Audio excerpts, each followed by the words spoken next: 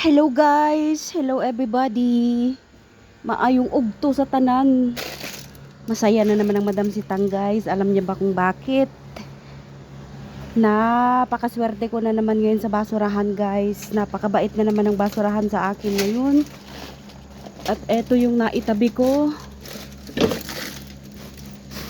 Yung mga gloves guys, na mga tinapon nila, mga bago pa. 2 plastic. Ayan, kailangan nila yan dito. Pero hindi yan ang vlog ko for today's video. Kundi ito.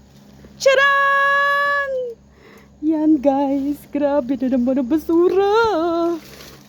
Ang puso ko'y natutuwa. Oh guys, likap guys. Likap na sapatos guys.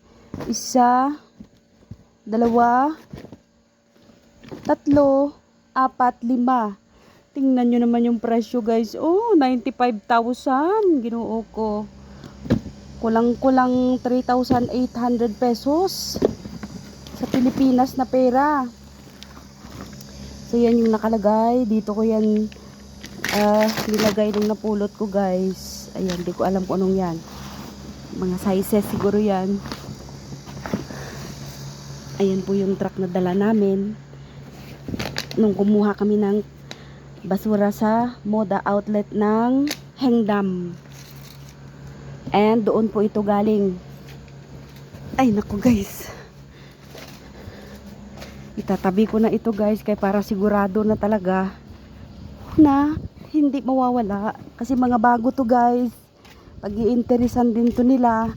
Pag nakita, naantay lang din ako ng mga kasamahan ko dito na mamulot, tapos nakita nilang bago pa, ayan, kukunin din, minsan wala pang paalam. So ipapasok ko na ito sa kwarto guys. Grabe guys, no? Sana all ng basura ganito. Yun, tingnan nyo yung itsura ko guys. Okay lang yan, basta oras ng trabaho, kahit ano pa yung itsura mo, hindi naman yan pinapansin dito. Ang importante, malakas ang katawan mo sa trabaho. At may mga basura kang napupulot. Ay nako. Huwag kayong mag-alala guys kasi hindi ko man ito ngayon ibibigay, pero mag-abang lang talaga kayo sa mga live ko. Kasi sa live ko po ito pinapamine. Oh, ayan guys, oh. Ang ganda. Hindi ko alam kung saan made ito. Ang malabo na kasi yung mata ko. Made in ano ba ito? Bahala na kung saan made dyan. Kaya basta sapatos. Maraming ang nangihingi ng pinulutan. Ito pa kaya bago. So Ginoo, 95,000 guys. Papasok ko na ito sa bahay ko. Kaya pero para sigurado na. Yan. Tingnan nyo guys yung bahay ko. Hindi ko pa naaalis itong timba ko nung bumaha dito sa bahay ko. Yan, para sure na.